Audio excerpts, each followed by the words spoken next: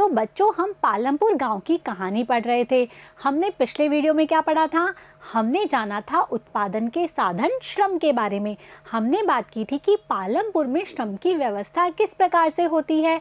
तो जो छोटे किसान होते हैं वो तो क्या करते हैं, अपने परिवार के द्वारा ही खेती कर लेते हैं, जबकि जो बड़े किसान हैं उनको आवश्यकता होती है किराए के श्रमिक की।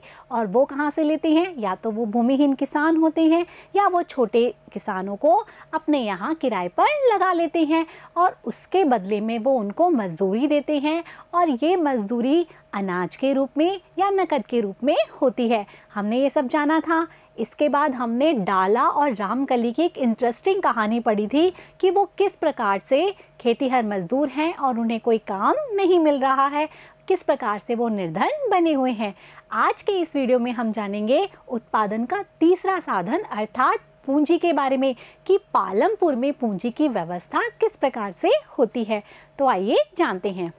बच्चों, हमने बात की थी कि पालमपुर की 75% जनसंख्या अर्थात 75% जनसंख्या कृषि पर निर्भर है। और कृषि में भी कौन सी विधि काम में ले रहे हैं? आधुनिक विधि। तो आधुनिक विधि में बहुत अधिक पूंजी की आवश्यकता होती है, क्योंकि मशीनरी खरीदनी होती है, उन्नत किस्म के बीज खरीदने होते हैं, औजार खरीदने होते हैं, यंत्र खरीदने होते हैं। तो इन सब में बहुत अधिक पूंजी की आवश्यकता होती है। तो ये पूंजी की आवश्यकता छोटे किसान कहाँ से पूरी करते हैं और बड़े किसान कहाँ से पूरी करते हैं, यहाँ हम ये देखेंगे। तो जो छोटे किसान या सीमांत किसान हैं वो क्या करते हैं? पूंजी के लिए उधार लेते हैं, क्योंकि उनके पास तो पूंजी होती नहीं है, उनके पास ज़मीन भी छोटी होती है, तो उसमें उतना ही उत्पादन होता है कि वो खुद का पेट भर लेते हैं, उनकी कोई बचत नहीं हो पाती। तो इसके लिए वो बड़े किसानों के पास, साहूकारों के पास और व्यापारियों के पास जाते हैं, उनसे कर्ज लेते हैं और उसके बदले में क्या देते हैं? ब्याज। और ये जो ब्याज देते हैं उसकी दर भी बहुत ऊंची होती है, तभी तो इनको फ़ायदा नहीं हो पाता।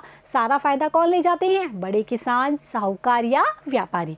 तो यही बात यहाँ पर लिखी गई है कि जो छोटे किसान हैं वो क्या करते हैं? उधार लेते हैं बड़े किसानों से और उसके बदले में ऊंची ब्याज दर देते हैं। ठीक है बच्चों, ये सारी बातें भी आपकी नोट करने की है, इसको भी आप पढ़ लीजिए कि आधुनिक कृषि में अधिक पूंजी की आवश्यकता होती है। छोटे किसानों द्वारा पूंजी की व्यवस्था उधार लेकर, किससे? बड़े किसानों, साहूकार और व्यापारियों से, जो कि ब्याज दर कैसी लेते हैं? बहुत ऊंची लेते हैं। तो ये बात थी छोटे किसानों की। अब बड़े किसान पूंजी की व्यवस्था कहाँ से करते हैं? बड़े किसानों के पास तो पूंजी पहले ही अधिक होती है। वो कैसे? क्योंकि उनके खेत बड़े होते हैं, उनमें उत्पादन अधिक होता है। जो अधिक उत्पादन होता है तो वो अपने लिए रखकर बाकी उत्पादन को बेच देते हैं, उससे उनकी क्या हो जाती है? बचत। और उसी बचत को वो किस में लगा देते हैं? अपने अगले उत्पादन में। तो इस प्रकार से ये जो क्रम है वो चलता ही रहता है। जैसा कि यहाँ डायग्राम में दे रखा है कि बड़े किसान जो खेती करते हैं उसमें उनकी क्या होती है? बचत। ये है बचत, और उस बचत से वो फिर उत्पादन करते हैं और इस उत्पादन को वो फिर बेच देते हैं और इससे फिर वो फिर खेती करते हैं उस बचत से। तो इस प्रकार से ये साइकिल चलता ही रहता है। तो उन्हें पूंजी की आवश्यकता कहीं और से नहीं होती, उनकी खुद की ही पूंजी वो क्या करते हैं? छोटे किसानों को उधार देते हैं और उनसे बदले में क्या ले लेते हैं? अधिक राशि, अर्थात वो बहुत अधिक ब्याज वसूलते हैं, तो बहुत अधिक राशि वो उनसे कमा लेते हैं, जिसको भी वो अपनी खेती में लगा देते हैं। तो बड़े किसान जो अपनी जो बचत है उसके द्वारा वो खेती करते हैं। यही बात यहाँ है कि मझोले और बड़े किसानों द्वारा पूंजी की व्यवस्था खेती में बचत के द्वारा होती है। तो बच्चों, हमने जो उत्पादन के 2 साधन पढ़े थे उसमें हमने कहानी पढ़ी थी, तो हम ये तीसरे साधन को भी एक कहानी के द्वारा पढ़ लें ताकि कि हमें और अच्छे से समझ में आ जाए। तो ये कहानी है सविता की। कौन है ये? सविता। तो बच्चों, सविता ने क्या सोचा कि उसके पास 1 हेक्टेयर ज़मीन है और उसमें वो क्या करे? गेहूं की खेती करे।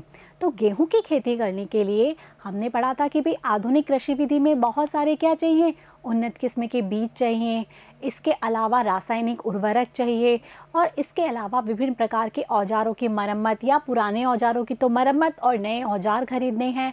तो इसके लिए उसको 3,000 रुपये की आवश्यकता थी। अब 3,000 रुपये के लिए वो बड़े किसान अर्थात तेजपाल सिंह के पास गई। तेजपाल सिंह से उसने पैसों की मांग की कि उसे 3,000 रुपये चाहिए। तो तेजपाल सिंह ने वो 3,000 रुपये उसको देने के लिए तैयार हो गया, वो भी किस दर पर, 24% की दर पर, अर्थात 24% वो ब्याज दर लेगा, उसके बाद वो उसको चुका पाएगी। तो इसीलिए 3,000 रुपये उसको तेजपाल सिंह ने दे दिए। इसके अलावा तेजपाल सिंह ने उससे ये वादा लिया कि वो क्या करेगी, उसके खेतों में आके भी काम करेगी 100 रुपये प्रतिदिन के हिसाब से। अब सविता है, वो उसके पास खुद की गेहूं की कटाई का काम भी है, इसके अलावा खुद की गेहूं यदि उसने बोए हैं तो उसका काम तो है ही, साथ में उसको तेजपाल सिंह के खेतों में काम करना है जिसमें उसको केवल 100 रुपये प्रतिदिन के मिल रहे हैं। उसके अलावा वो 3 बच्चों की माँ है, उसको उनको भी संभालना है। तो वो किस प्रकार से ये सारी चीज़ें मैनेज कर पाएगी, तो ये सविता के साथ क्या हो गई, बहुत बड़ी दिक्कत हो गई। तो यही यहाँ पर बताया गया है कि जो बड़े किसान हैं वो छोटे किसानों का क्या करते हैं, शोषण करते हैं। ना केवल वे ऊंची ब्याज दर पर उनसे पैसे देते हैं, बल्कि उनको यदि वो मजदूरी पे रखते हैं तो उसके बदले में भी वो उनको बहुत कम पैसे देते हैं, मजदूरी उनकी बहुत कम होती है, जो कि हमें यहाँ पर वही सब बताया गया है। तो जो पूंजी की व्यवस्था है उसके बारे में जो छोटे किसान और मझोले किसान हैं उन दोनों में बहुत अंतर है। छोटे किसानों के द्वारा तो क्या होती है, पूंजी की व्यवस्था बड़े किसानों से या मझोले किसानों से उधार लेकर की जाती है, जबकि बड़े किसान पूंजी की व्यवस्था खुद ही अपनी बचत के द्वारा कर लेते हैं। तो बच्चों, आज के इस वीडियो के द्वारा आपको समझ में आ गया होगा कि पालमपुर में पूंजी की व्यवस्था किस प्रकार से की गई है। नेक्स्ट वीडियो में हम पढ़ेंगे कि पालमपुर में जो अधिशेष उत्पाद अर्थात जो गेहूं या अन्य फसल उत्पादन की जाती है उसका अतिरिक्त भाग का कहाँ बिक्री की जाती है, किस प्रकार से वो बिक्री की जाती है और किसकी बिक्री अधिक और किसकी बिक्री कम होती है। तब तक के लिए आपको क्या करना है, जो पूंजी की व्यवस्था आपको समझाई गई है आप इसको अपनी कॉपी में नोट कीजिए, इसको पढ़ लीजिए, इसको अच्छे से समझ लीजिए। Thank you.